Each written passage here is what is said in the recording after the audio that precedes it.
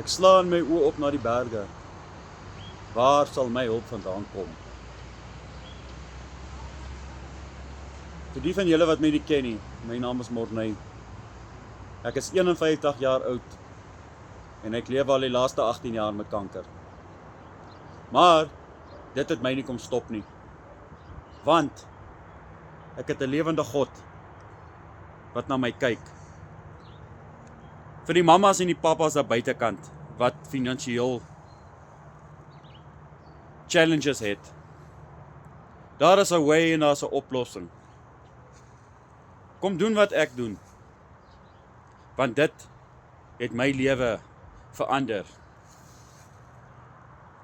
Dit het my bietjie meer stres les gemaak.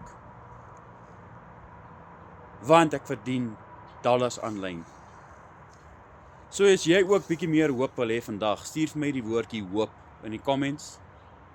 Of stuur dit vir my in 'n WhatsApp. Dan kom vat jy die reis saam met my.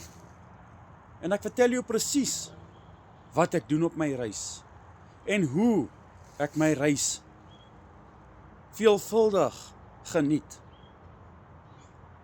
So, as jy wil weet hoe doen jy dit, maak net die eerste stap.